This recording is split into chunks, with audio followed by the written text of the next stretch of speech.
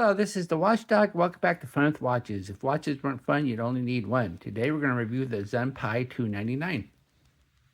Let's start with the wrist check. I'm wearing this Timex Waterbury GMT, and Grogo is wearing my Skami 1251. Grogo said that Cad Bane survived after all, and decided to quit being a gun for hire and became a plumber instead. Fennec Shran called him up because she was having a plumbing problem at Boba's palace. She said, "There's leaking in the Fett drain. Don't know when it will back up again. Oh, Bane, I have to go." All right, let's take a look at the watch. It comes in this box, and it has a sleeve. See, that's how they class it up a little bit. They put a sleeve over it.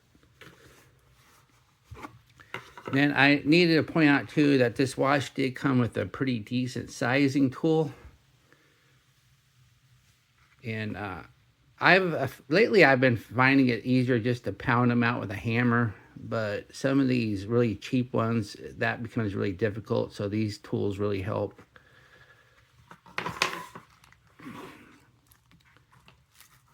And here is the watch. This is the first Zunpai on my channel. Not the best name, but at least it doesn't sound like some forgotten Unix command.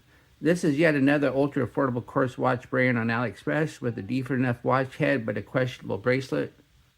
This one, of course, is an homage to an Omega Seamaster Aquaterra, which is basically Omega's equivalent to the Oyster Perpetual and is oddly enough more expensive than the Seamaster Pro.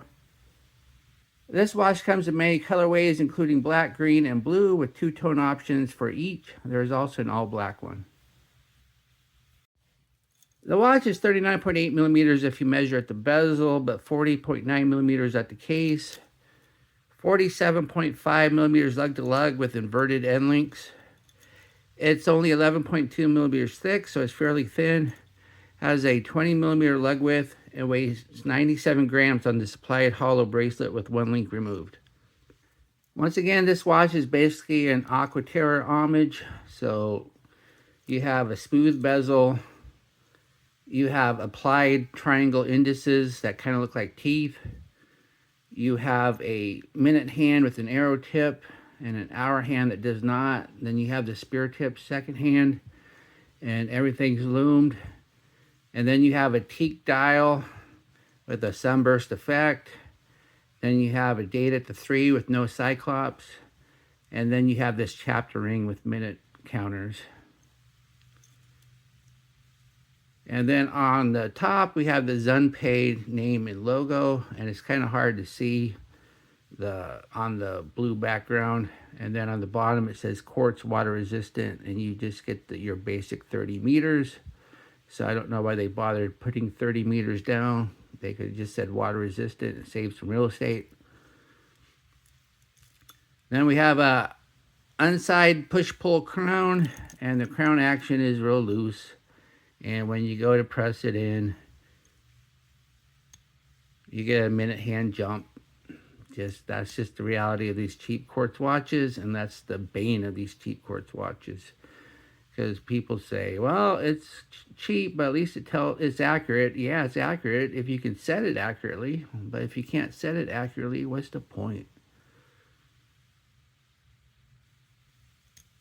So yeah, crown action's horrible. Then we have a flat mineral glass crystal. You're not going to get sapphire at this price. And then you have a chrome plated case. And I can't remember, does this do the Tammy Faker where it says steel on the case back? I don't know. Let's take a look at the case back a little bit better. And the case back's just hard to read. Here, let me clean it. I had to actually get out my loop to read the case back, but it doesn't say stainless steel. It says stainless steel back. So at least it's not lying there. Of course, you'll never know.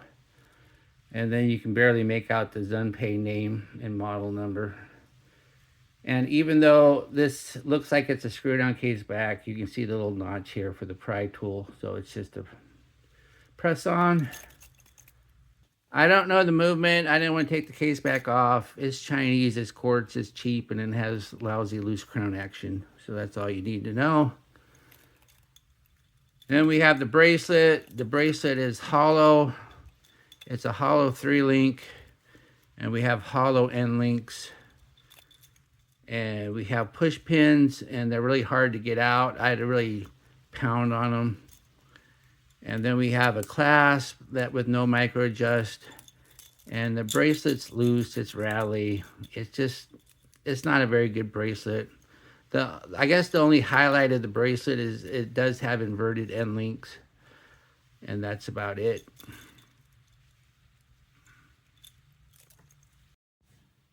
Here is the watch, my 7.5-inch wrist. And I removed one link, and it's a little loose. I might have been able to remove two, but that would have made it too tight. And this is a very light watch. It's under 100 grams, so it's okay to wear it a little bit loose. But once again, this is just the reality of not having micro adjust in the clasp. So of course I only removed one link, so it means you can't fit this on bigger wrists, but you could always get a bit better clasp for it. And you'll need a 20 millimeter. And that would of course extend the bracelet and give you micro adjust. Here we are in the loom room. This watch is too affordable to have good loom, but we'll test it anyway. As we speed up the time, the indices fade fairly fast. At least the hands are a bit better, although not good, but I have seen a lot worse.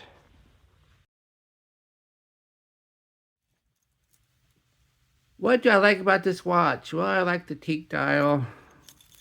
I do like the case for a watch in this price. It's not bad. I like the fact it has inverted end links, and it did come with a sizing tool. What are my gripes and groans? The bracelet. It's loose, it's rattly, it's hollow, has a clasp with no micro adjust. And the watch is just really hard to set because of the loose crown action. Do I recommend this watch? No, I would only recommend it on a strap, and it doesn't come on a strap, so that's just going to increase the price if you have to buy a strap too. So if you have to buy a strap too, you might as well just get a better watch. I had to force myself to finish this review, and it just is something I just can't get excited about. Well, thank you for watching my review of the Zunpai 299, and I will be back with another review. If you do like this watch and wish to purchase it, please use my affiliate link, and I will get a tiny, tiny commission. And that all adds up, though, and I might be able to get some better watches on this channel. Be sure and like and subscribe. Bye.